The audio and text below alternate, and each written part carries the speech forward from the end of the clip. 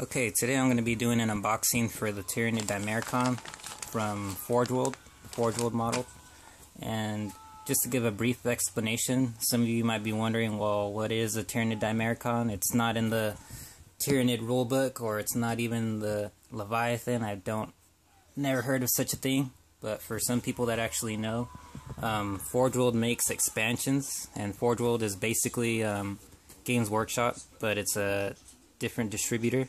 So basically what they end up doing is they make expansions with rule sets and stuff like that. So basically a Tyranid Dimachaeron is one of the newer models that just came out, I think, last year or the beginning of this year. And so basically this is what it is. If you're wondering what it basically looks like, this is the general scheme of the Tyranid Dimachaeron. And so basically in here it comes with all the rules and everything. So that's just a brief explanation what the Tyranid Dimachaeron is and what it looks like. So let's go on with the unboxing. Okay, so this is what you end up getting after you take out your Tyranid Dimachaeron. You end up getting all these little bits right here. You get your oval base for your monstrous creature. You basically get your little picture diagram of all your little pieces and how to put it together, what everything is. I already took off all the big chunks so you can get a better view of the model when I actually rotate it around and try to show you every little bit. So basically you get this because it's a monstrous creature, so you need that base. You end up getting this, your little number system with every little bit, so you know what comes with the model and everything.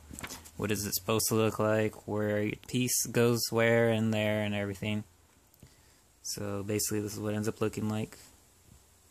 Where to put the feet, all the little things like that, where the little claws and the little spikes end up going on. So this is a basic picture of what the Dimachaeron looks after you're done and finished with it. The only thing is I've never actually seen one or actually known anyone with one of these, so I don't know how much of a maneuverability, if you're able to move these arms around, if they only stay in one spot like certain models. But basically it looks like, from my basic eye, as I could tell for myself, it looks like you could probably have a little bit of maneuverability for some things, or you could angle them a little bit different. So anyways, this is what you end up getting, which is your main carapace piece right here. So it's basically hollow out on this side because these little bits and pieces right here end up going inside right here, the head piece right here.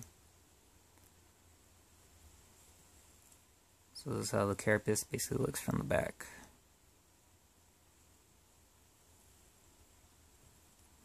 So this piece right here is like, I guess, a movable mandible, basically, so it's just swallowing people up in here.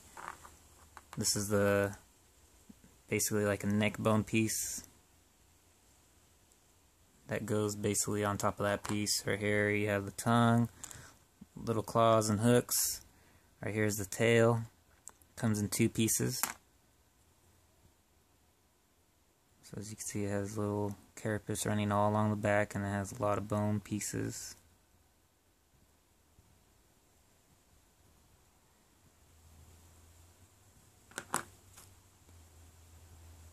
Here's the tail. Looks like it has like a little toxin sac or something in the back right here. Big old talon looking kind of thing.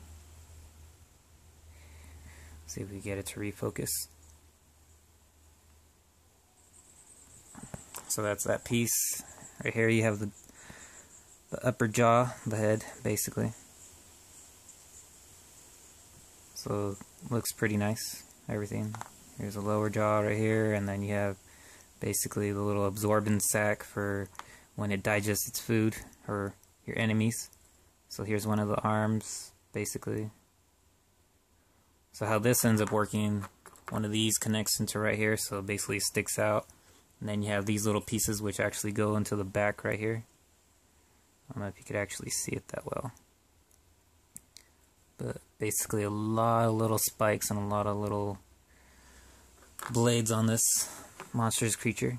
And as you can see for this, the actual feet, when it actually touches these pieces, so the actual foot, it actually stops like right here, but this piece right here just makes the model seem taller. because when we ended up getting this model, I thought it would be like in a bigger box. Well, it looked to me like it would be a pretty big model, but it's more of a tall model than being wide, basically. So that's how his legs end up looking, because he stands pretty tall. So here's his hands. Basically these little pieces, these are like little tentacles which end up going right in here in these arms.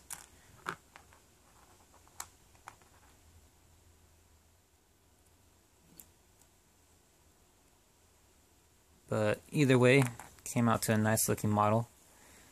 And as I said, it's more of a tall model rather than it being wide, because it looks like as if it would be pretty big, but from the naked eye, as you can see, it's a lot smaller than I thought it would have been, and it's just tall wise rather than it being wide. It's just these big claws that probably make it look bigger. So anyways, there you go. We have the unboxing for the Tyranid Dimachaeron, and see you guys later.